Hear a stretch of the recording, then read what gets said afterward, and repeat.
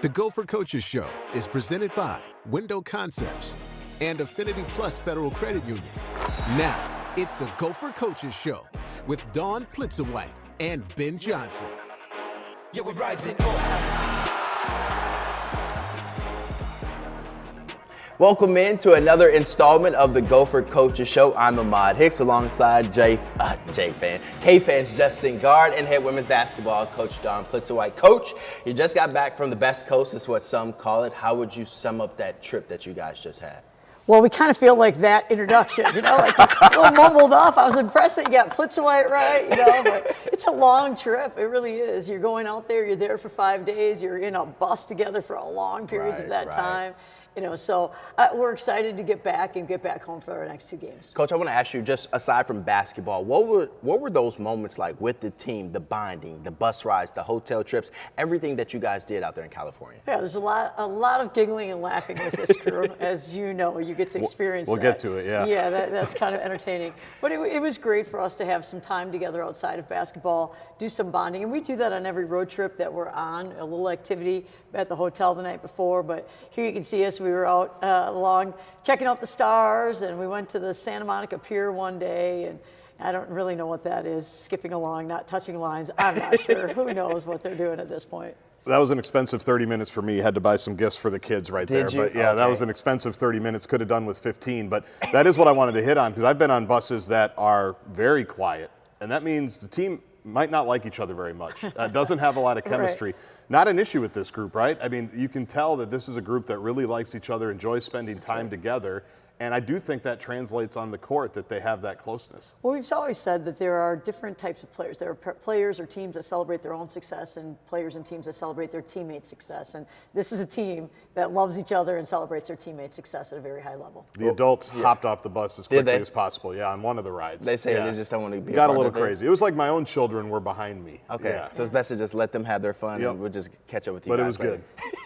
But at the night, entertaining, listening to some players who want to sing the national anthem, I'm not really sure that we should allow that. A patriotic group. Patriotic group, we had that. We're going to have to follow up on that. Who's the best singer on the team? We're going to get to that. All right, now, Coach, let's talk b-ball. All right. Tough game versus USC, yet you guys are in it. You had a chance to win late in that fourth quarter. Just what do you take away from moments like that? Well, I thought we got sped up at the beginning of the game, which is uncharacteristic for us. We turned the ball over a couple of times, and then when you turn the ball over, the game is pretty connected. So we turned it over, and then we couldn't get back and get the stops that we really wanted to get at that point in time. So the game, they separated from us a little bit early, and then at that point in time, you get to see what this group is made of again. And I thought we saw some incredible toughness out of our young ladies, and they were resilient and came back and found a way to continue to compete. And then, it's a series of 2 or 3 different things don't go your way, and all of a sudden we try to take a charge and they get to the rim, and then we try to take another charge and they get to the rim, and all of a sudden it goes from a 2-possession game to a 4-possession game pretty quickly. So all in all, I thought we competed at a really high level. With all that said, you're down 7 in the fourth quarter. They call a timeout. I think at one point you had the ball to even chip in further into that lead. So what did you kind of start establishing to get yourself back into that game? Well, we were able to get the ball around the rim a little bit more and get the ball inside on the block a little bit, and then from there make decisions with it, whether we were kicking it out and Mal hit some shots for us from the arc. Sophie scored inside a few different times. So I think we continue to learn, and grow. And what we really watched after that game in film was kind of how important our shot selection is in different scenarios, whether that's early shot clock, later shot clock. What does that look like? How do we create the type of movement that we really want, those type of things? And I thought they took those lessons and carried them into the next game, because we started off on a much better note. Coach, I think pacing is always important, and I thought when I was watching that USC game, you guys did a good job trying to control that clock and getting the ball down to Sophie Hart. How does she help dictate the flow of the game for you guys offensively, and not help things get sped up? Well, I think it's important for us to be able, teams need to be able to establish themselves and kind of assert their will, if you will. And so there are different ways you can do that. You can do that in transition by pushing the ball up and down the court. You can do that by maybe picking up and pressuring in full court. You can do that by how you defensive or offensive rebound. You can also do that by how you attack the rim with getting the ball on the block. Right. And there are different ways to get the ball on the block, and whether that's it's just a straight post up, whether that's screen for a guard to get down there, whether that's a ball ball screen roll, whatever that looks like, a back cut into a smash action, some of those type of things. But getting the ball around the rim is really, really important for us. You mentioned carrying over some of the things from USC to UCLA, and you certainly did that, certainly in the first half, maybe even through the third, but you're down 5 at halftime, and to Ahmad's point, I think the pace of that game was probably going where you wanted it to go. So what did you like about specifically that first half? Well, the hard part for us is if we're trying to push the ball and create opportunities to go, we didn't get as many opportunities to push and go and attack. And when we did get some in the first half against UCLA, we didn't make really good decisions with it. That's what really hurt us. I thought we had some opportunities, but we turned it over in some of those opportunities and didn't make as good of decisions as we needed to, which is something we're going to work on now moving forward, because that's an area we've got to get better at. But I thought we were even that in that game, the UCLA game, I thought our players had incredible effort, intensity. That's a hard matchup for anyone. They're number one in the country for a lot of different reasons. But I thought our intensity and our competitiveness was really, really high. I think it was an 8-point game or 9-point game with 8 minutes to go. And then again, all of a sudden there's a series of 3 or 4 things that don't go your way on one end, 3 or 4 that don't go your way on the other end. And all of a sudden it's like, what just happened? Right. And that's what happened in that game. How do you ask a player like Mallory Hire, who may be off in one of those games but is playing a ton of minutes, to stay bought in, to not worry about the last play but focus on the next play? What's your coaching method for players like that are logging a ton of minutes in a close span of games? Well, I think ultimately in that game we tried to also call timeout at one point in time, with 7 minutes to go, and then that kind of makes it a little bit tough too, because we needed a break at that point in time, but then you don't have another media necessarily for a long time. Yeah. But I thought from Mallory's standpoint, she's someone who is really tough. She's really competitive. I think she can impact the game in so many different ways. And we saw that she got 4, I think, offensive rebounds against USC, and hit some shots. And against UCLA was our kid who is really a lot of times helping in on Lauren Betts, which Lauren Betts is the best player in the country. So, that puts you in a tough spot, and you've got to do an awful lot in that way, too. In a lot of these highlights, we're also seeing Grace Korhalski be a part of it. And maybe my favorite play from the trip coach was she was setting a screen and then basically telling whoever was on the weak side, Mallory's open back here, float it back here. You mentioned celebrating other people's success, but those little things from Grace, she puts up big numbers. We see them every single week, but it's those little things that just really jump out to me. Yeah, she has such a high basketball IQ. She really does. I think there was a play early in the game against UCLA where they set a cross screen, and then the kid who cross screen came out on the wing for a shot, and Grace switch that action out because we had help inside to help try to cover up Lauren Betts. And there are a lot of times you can watch it, you can even do it in practice, but then you get into a game and it happens really fast that you just seem to forget to do those type of things. And so her basketball IQ is really off the charts. Coach, for Amaya Battle, what do you ask of your point guard, and how difficult is her job, whether it's to be the facilitator, to be the creator offensively, or to be the defender that locks down the other team's best player? How do you challenge her week in and week out? Well, I think what she does a really good job of is making adjustments, from one game to the next. And I think she certainly has done that, and did a really good job defending in the USC game, and then did a really good job attacking in the UCLA game and making a lot of things happen for us.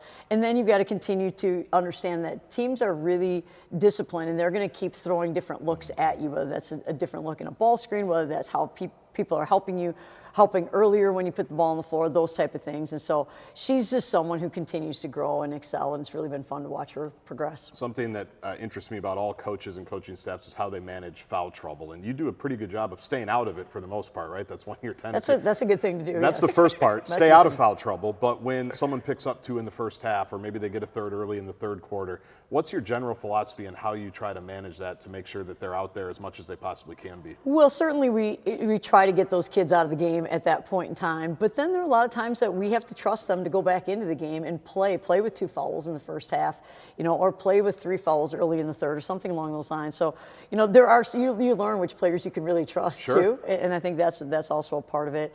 And I think our young ladies have really tried to do their best, and then at the same time, when other players are in foul trouble, someone else has to step up and make plays, and then they have to be able to, we call it mirror processing, right? So when you see someone yawn, then you start to yawn. It's kind of the same thing. I'm going to start yawning now. But when you see something happen on the floor, even though you're not actively engaged in that actual repetition, you still have to be able to mentally be ready for that the next time. See what we did well or didn't do well, and then make the adjustment when you're on the court. Coach, and speaking about players stepping up and filling in for other players, every week I feel like we get asked about Braun. No matter where we go, they always want to know, when's Mara coming back? What's the status of her? So for you, I ask you weekly, how do you keep her tied in mentally, and what's the status of your star player? Right, so Mara's still in a spot where she's in her rehab protocol, and we haven't gotten any information necessarily on what exactly the timing is going to look like, because it's a matter of how quickly she heals, and obviously we need her to heal and be fully healthy before any progress is made on the basketball court in that way.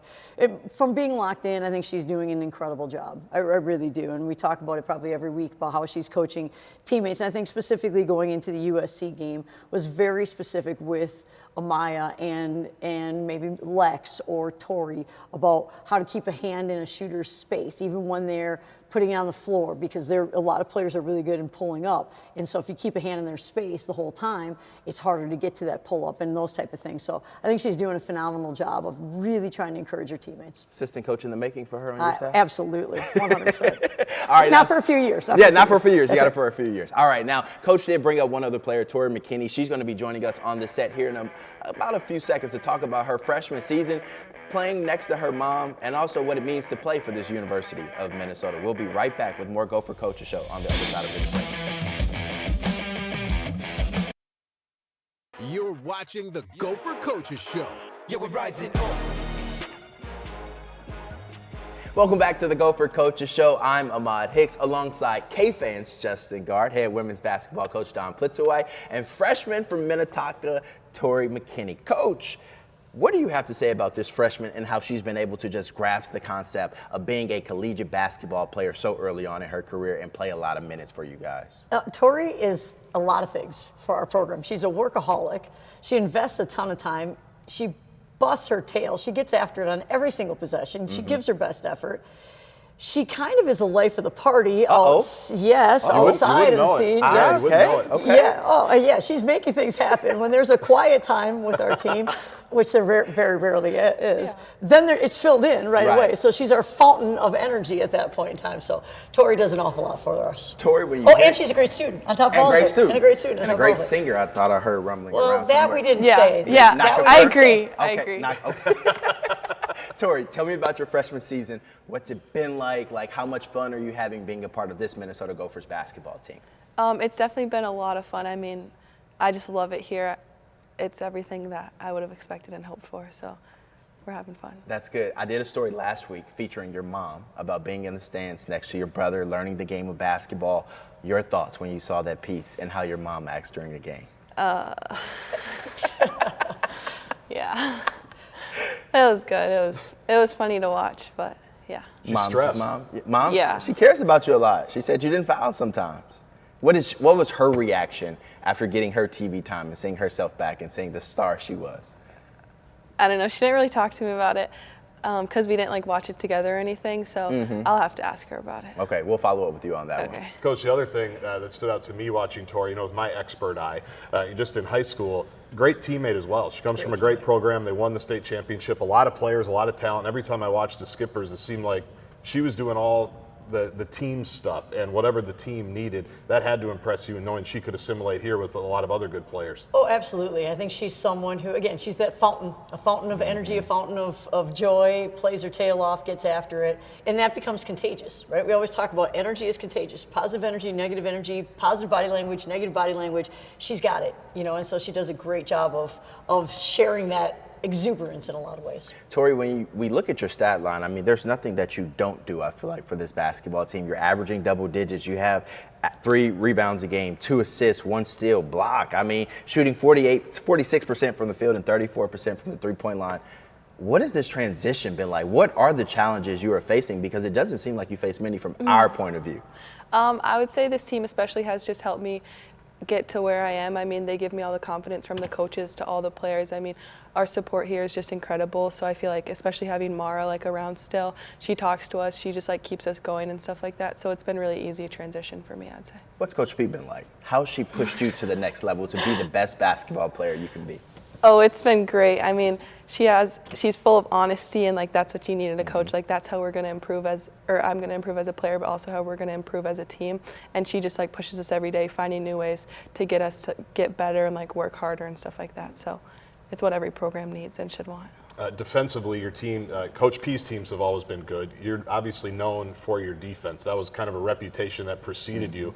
That's not the case for every single young player. So how long have you kind of hung your hat on defense, and when did you know that was going to be an important part of your game?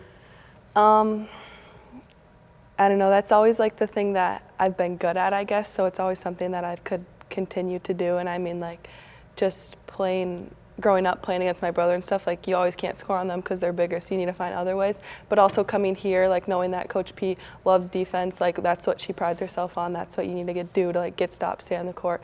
It's just, I love it. So What's it been like as a freshman playing in these ranked basketball games, these tough competitive games? Is it everything you thought it would be as you watched from the outside looking in years before? It's honestly a lot different than I thought it was going to be. I mean, watching it, like, you can obviously watch people play in the Big Ten against ranked opponents, but playing in it is like a whole different story. Like, the competitiveness just goes up when you're on the court.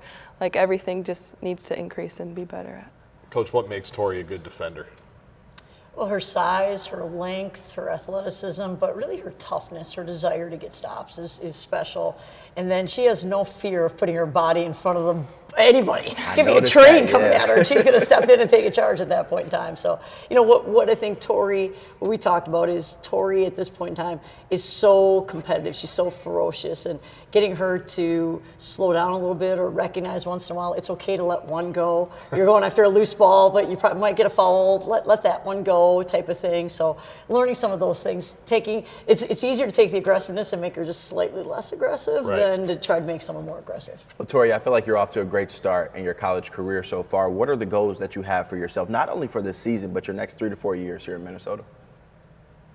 I know I'm putting you on the spot right now. I would say more than anything, it's obviously to get further in the NCAA tournament than we have in the past, and hopefully one day win it.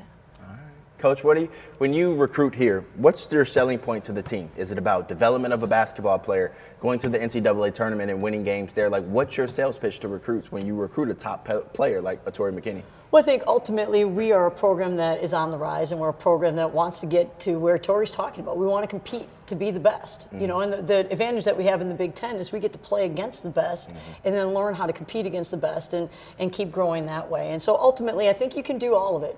You know, I think we can do all of it here. I think you can be a great student. I think you can be a great teammate. You can have a whole lot of fun, and I think you can compete on the basketball court. And I think that we can get to the point where we have fans that really surround this program and kind of wrap their arms around it and blow the roof off that barn. I believe that we can do all of those type of things and still have an awful lot of fun and have some silly singing and some tortilla fights and all those kind of things within our program. I think tortilla fights. All right, we need some video evidence of this next time. Well, I'll never forget it. It's burned into my memory. So tortilla. Yeah, I'm going to need more of an explanation when we get to our commercial break. All right, Tori McKinney, thank you so much for joining our set. Keep up the great work this season with the Gophers. We'll be right back with more Gopher Coaches Show on the other side of the break.